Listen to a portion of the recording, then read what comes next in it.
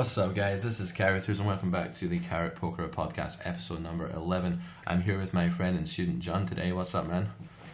Hey, good, Carroters. How you doing, buddy? Yeah, I'm doing pretty well. So we were just off a coaching session, and John's kindly volunteered to do a little segment for me on his recent poker and life and world experiences, which are, I think, not quite the same as the average grinders would be. Most people hire me as a coach because they're just playing online poker and they want to get better and become a winner at whatever stake. But your reasons were slightly different. So why don't you talk through why you got in touch with me for coaching?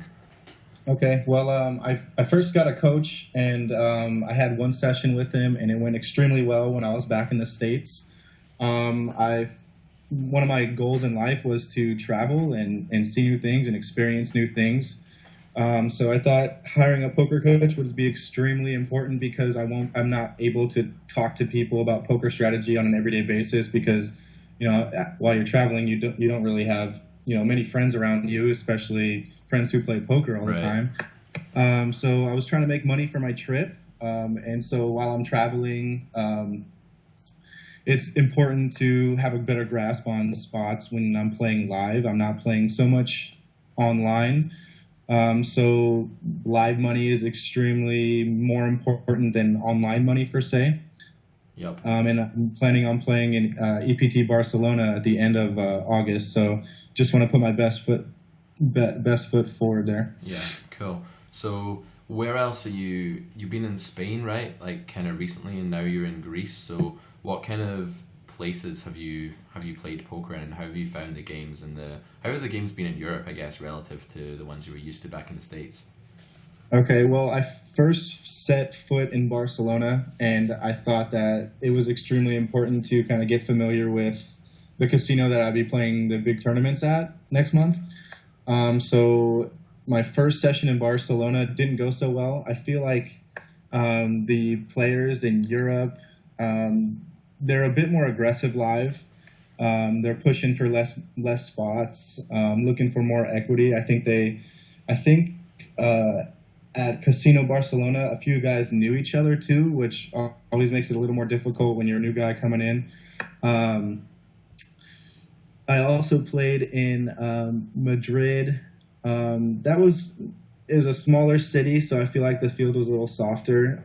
Smaller casinos, they're not as big and as grand as in the United States. It's been a little different too because in the States I was playing live stakes of 2-3, but money from the United States doesn't go as far as it does in euros here. So it was quite a different transition to go down in stakes. So I'm playing 1-2 cash games instead. Yeah.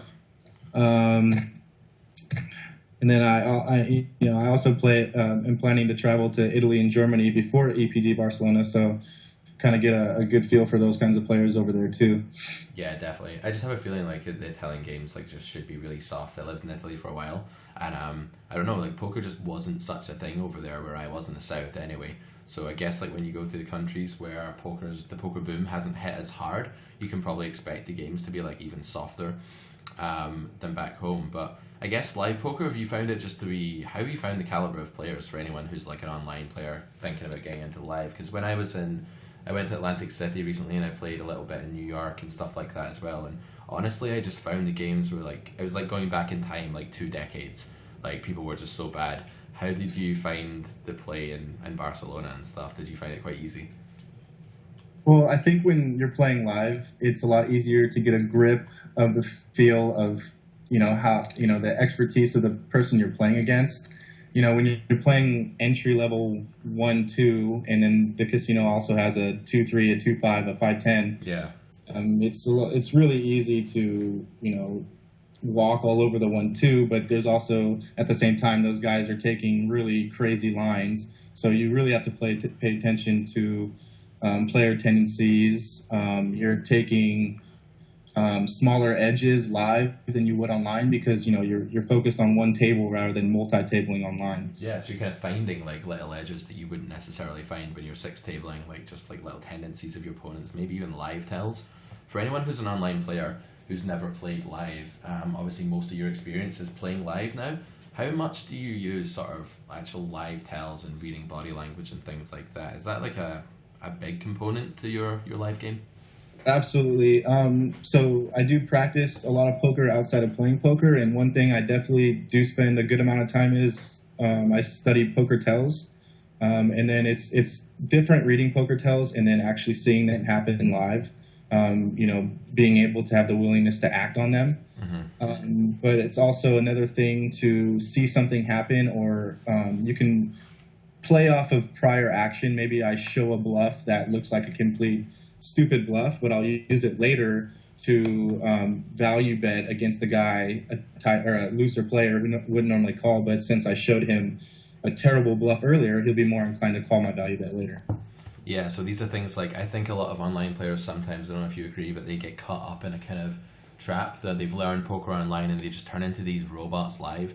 And I've seen them sit there and just sort of be like, okay, I'm just a robot, I know my online game, I'm not going to like look out for any live tells, I'm not trained in that. And they don't realise that there's this other whole way of manipulating the table. You know, I went to Vegas back in 2011. I played with a good poker friend of mine, and he played a lot of live when I was quite inexperienced with live. And what I noticed about his game was that he was able to sort of like run the way the table was and sort of give off whatever vibe he wanted. So if he wanted to like get someone to play looser against him, he just like splash around and have fun and hey, another beer or whatever. And I guess there's that whole new angle. If you're an online player, you know, you're not going to sit and chat in the in the chat box to try and get people to loosen up or tighten, but you can manipulate the table, I guess, with your persona and the image you project, right? Yeah, that's funny. It's like walking into a party that you don't know anybody. You can be whoever you want, and right. People will react to you. It's the same thing at walk into a casino that you've never been into before. These people don't know how you play, so you're exactly right. You can manipulate the table. It's a lot of fun. Yeah, for sure, and you can just get people out of their comfort zone and doing things they would never normally do. I think people forget in this day and age that poker is such a human game, and there's so much more to poker than just trying to solve it in a game theory kind of way. There's just all these ways that you can make people make unbalanced plays and then exploitatively kind of exploit that just by you do or say something that causes them to be unbalanced, and you sort of step into that hole they've left and start abusing it by changing your own game suddenly. So I think there's a lot there, like that anyone transitioning from online to live, I think it's neglected, and it's something that people should definitely look at more. And it sounds like you've got a good sort of grip on that and you enjoy that. I think you have to enjoy that to be a live player and travel around Europe playing a bunch of poker. So you're like a 20-something guy, right? Like 24, 25 or something, right? Mid-20s, 25, yes. Right. So when you go traveling to Europe and do a big massive trip for the first time, like, I'm going to assume that your trip is not just all grinding poker, going to bed early, having nutritional meals and going out for a run the next day. I'm assuming there's a bunch of partying and being thrown in there as well, right? Yeah, I've done probably a little bit of everything since I've been here. So that's nice. So what non-poker stuff have you got up to, and how have you kind of balanced that with still taking the game seriously while you've been there? Non-poker stuff. I mean, I've definitely done my fair share of trying to meet new people, and sometimes that means going out for a drink, which turns into going out to the bar that's close nearby, which turns into an 8 a.m. night, and you're like, this was supposed to be just one beer. Yeah. But it's all about finding a balance. I think that while I'm traveling over here in Europe, it's extremely important to have a balance. This isn't just a poker trip, so going out and meeting people is extremely important, because when you travel alone, it can be very lonely, and and you need to make friends and be able to communicate your feelings and expressions. So being able, while I'm traveling, I'm also reading a ton of different kinds of books, which include I just read the book about the movie 21, which is really good. I'm currently reading Henry David Thoreau's Walden. So it's a balance between reading. I'm also blogging. I'm studying poker. I'm playing poker, and then of course you do your traditional sightseeing. So poker does take precedence, but also finding that balance and and when you're done sightseeing, you're ready to play poker. You want to study and get better. For sure, yeah. I remember when I did my first like big poker trip when I was about probably same age year, I was about 24, and I went out to Vegas, and I did have some people I was meeting up with in the States, but I was there for about 9 weeks or something like that, and like just what you said about if you don't meet people, how isolating the whole traveling thing can be. Like I just totally agree. It can be really like harrowing to be in a place full of like loads of happy people that are all with their friends and stuff, and because you're traveling on your own, there's this sort of, I remember being in Santa Cruz, California actually, which isn't far from where you're from, right? You know Santa Cruz. I know Santa Cruz very well, the Banana Slugs. Yeah, so a little beach town, like surfer is just like really sort of happy place. And like I don't know, just being alone there and having to like make the effort and make sure that I actually met people is tough, you know, and it gets alienating. And then when I went to Vegas after that, the same was true. Like I really did have to make a bunch of effort and remind myself that I'm not just here to play poker, because if I went a week where I was just literally waking up, going from my hotel to the casino, grinding for 10 hours a day, going home again, sleeping, my game started to deteriorate. So I guess what we're both kind of saying here is that if anyone out there is thinking about doing a big poker trip that involves traveling and all the other stuff combined with poker, it's a great thing to do. Poker is a game that you can play almost anywhere in the developed world, and why not mix it if that's your passion with traveling? But make sure you get enough social interaction and don't neglect that like essential human need to meet other people and thrive with other people and express yourself and share yourself with the world, because if you end up isolating yourself and closing yourself off, it's going to make your game worse. And I think I definitely got into a bit of a rut where I was playing too much poker and not doing enough other stuff, and like you say, totally agree, the balance is super key there for sure. So one other thing when I went to Vegas was like I don't think I did a very good job back then of separating what was my poker bankroll from my real life bankroll, and as a result I always felt a little bit tilted just at the back of my mind. I was a less experienced player back then. It was before I really got into coaching and stuff, but even now I think this would be important for me to do. Like as poker players, right, we need a separate bankroll, because otherwise we get too emotionally attached. Like money is meaningful, it means stuff in the world that we need, therefore we need to like create separate money that is not actually intrinsically linked to our happiness, right, in order to not feel like enraged at losing it or whatever. It's normal. So how do you go about separating your poker bankroll from your spending money while you're over there? It's a really fine balance. Let's say I came here with X amount of money to travel with, and at the same time I saved up a bankroll that is just poker money. So let's say if I'm playing live at a table and I end up winning a couple €100, I'll put back my buy-in back into my poker money, and I'll use that excess money that I made to buy into my next hostel and be able to be comfortable and have peace of mind when I go to sleep, that I still have a bankroll, but I'm still able to travel, and that's the reason why I got a poker coach, and so I can get these edges and I can continue my traveling, and it's the feeling, the relaxation of traveling directly relates to playing better poker. So definitely, yeah. And so, you know, it's all about bankroll management. For sure. Like the more comfortable you feel in life, the better you'll play in poker, and then the better you play in poker, the better you'll do, and the more comfortable you'll feel in life. So it's like keeping that momentum up and keeping that snowballing going in the right direction, I guess. Cool. Right. So in coming to Europe, I have money that's set aside that I'm not even thinking about spending, because it's money that I'm planning on using for tournaments at EPT Barcelona. So cool. So sorry. No. I was just going to ask you.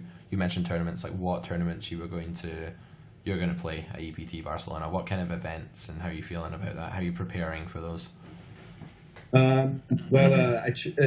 The schedule for EPT Barcelona came out a little over a month ago. So what I did is I realized my bankroll. I wrote down all the possible tournaments I could play in, and then I did the tournament that I wanted to play in most, which is the Estrella main event.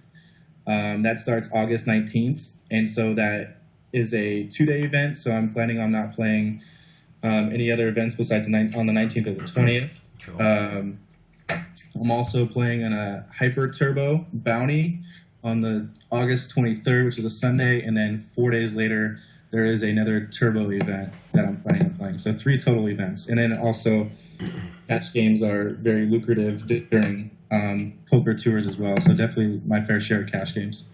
Cool. And I understand, like, we just did a session about tournaments for you. I know you've not had like loads of experience playing tournaments, so what are you kind of doing? Let's talk a little bit about the coaching side of things. So maybe just like let people know what the approach is for getting you inducted into like tournament learning and getting the ball rolling with that. I'm sorry, one more time. What kind of stuff are we doing in coaching basically to prepare you for tournaments? Like, what's the approach to learning tournament play now? Well, the first thing you had me do was you told me to look up the tournament structure. It's a different strategy from early game tournament to mid game tournament to when the antes start kicking in and blind stealing starts becoming a lot more important. I think that's the biggest change in cash games, when you know exactly where your big blinds are at all times. And then you got to pay attention to tournament structure. If there's 2 minutes to the level increase, then your big blinds and your tournament play definitely changes. I think the biggest thing I need to work on after having this session with you is comparing the balance of money EV to chip EV, which in cash games it's exactly the same. The money and the chips on the table is exactly the same, but when there's a payout structure and money levels, you're looking for more of an edge and equity than you would be normally in a cash game. Awesome. I always like it when you do a coaching session and your student just like reels off the absolute like key points to you. That's good. Like, it's definitely, that's what I always say to my students, like, take notes and like summarize the key points and even record the session and stuff, because like if you're going to do a coaching session and there's just so much material, right? Like, I bombarded you today, so it's really important that you got all those key points down and like you've managed to take away what's really important and summarize. And that's called like the productive, what I just got you to do there is called like the productive, I guess it's the next step, the productive step after the receptive step. Like in the session, I'm mostly telling you stuff. I might be listing some concepts out of you and leading you towards the answers, but it's also really important that you then take the productive step of actually explaining to yourself and to the audience of Carrot Poker like what you just learned, and that actually cements those neural pathways you've just created in your head, and it means that you're way more likely to be able to apply those concepts that we've learned at the table. So I definitely recommend anyone who's like learning by listening to my podcast or anyone else's or poker videos in general, that they don't just like sit and listen, that they also try to articulate in their own words and their own thoughts using their own brain like what the actual concepts mean, because you've not fully learned something in poker. It's a really complex game. You've not fully learned something until you can actually produce it for yourself. There's a big difference, I think, between me saying something, you going, oh yeah, that makes sense, and then you actually being able to do what you just did there and explain the difference between chip EV and money EV, which, by the way, I think is like maybe the biggest thing that cash players need to get to grips with. And I recommend Sit and Go Wizard to get to grips with that. Like I've said, use some homework to go and, look at some spots in the Wizard. It's a good program for getting to grips with that difference in ICM between money EV and chip EV. So we've talked about your poker plans in Europe so far. When you leave Europe, what's next? Are you going anywhere else before you go back to the States? Well, at this point, I don't have a plane ticket back to the States right now. Nice. I'm hoping that my poker money can keep me traveling pretty much for the rest of my life. As far as my plan after Europe, I have a trip to Bali planned in which I'm doing a 10-day meditation retreat. Wow. I think that your mental game of poker is just as important as any strategy segment you can learn. I don't know if you've seen the Jimmy Fallon interviews Andre Iguodala from the Golden State Warriors. No. But he taught one of the basketball player who won the MVP in the finals talks about how he met Phil Hellmuth, and Phil Hellmuth talked to him about white magic. Mm-hmm. If you haven't seen that, you should check it out. It's really cool because he talks about how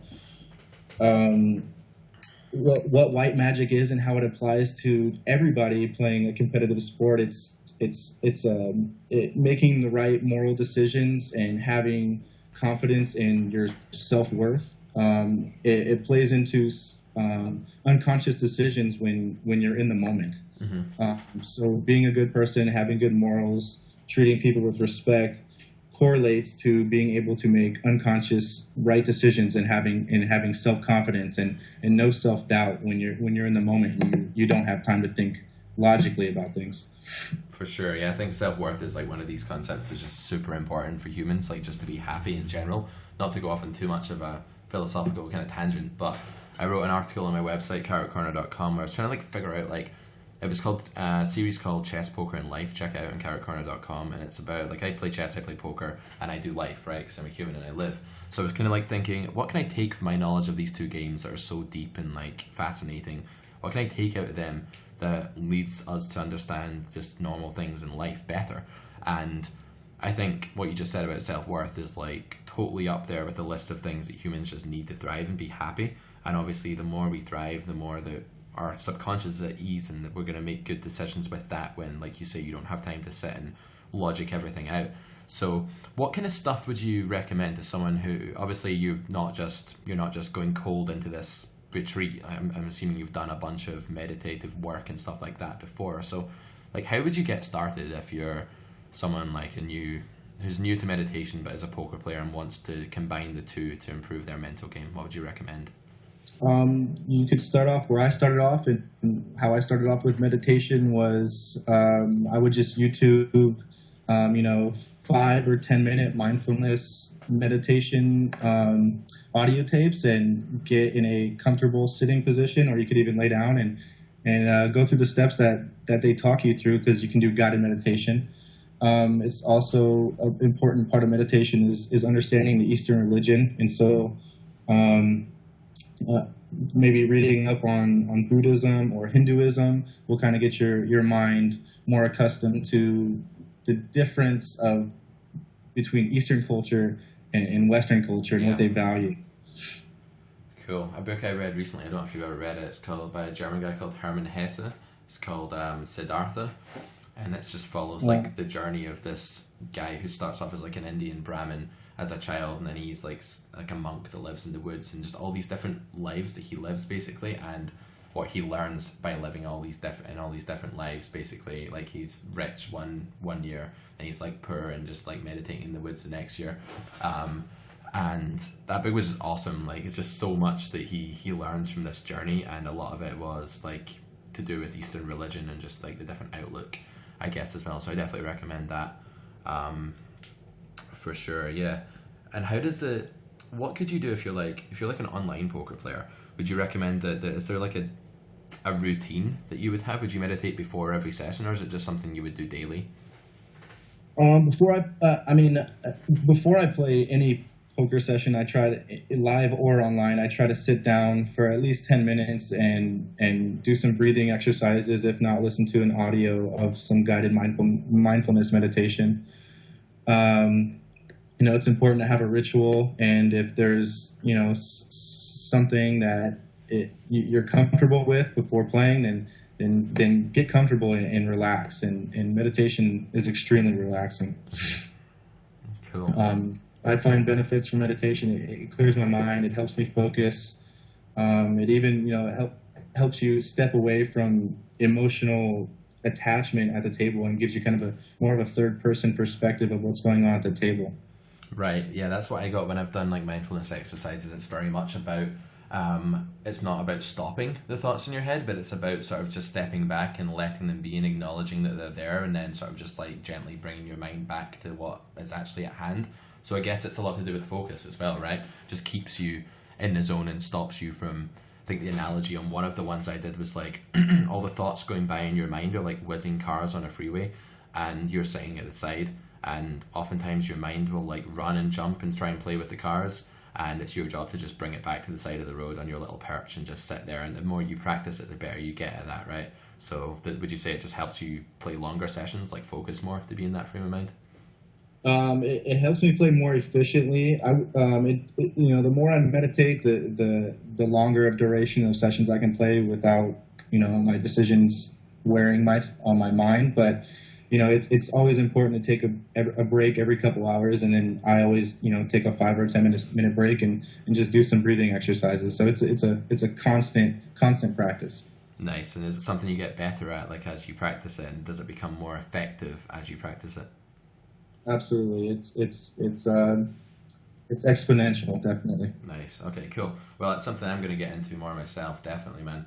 And I recommend that I'm going to start recommending that my students do a bit more on mindfulness because I've found it really beneficial, the work I've done so far, and you seem to be on a really good track with it. So best of luck with your retreat in Bali. I hope you get a lot out of it, and I hope it helps your poker game and life and everything else. Everything's all combined together, so, you know, the better you do at that, the better your game becomes, the more money you have. It's all just like flourishing, right? So I hope it goes well for you, man.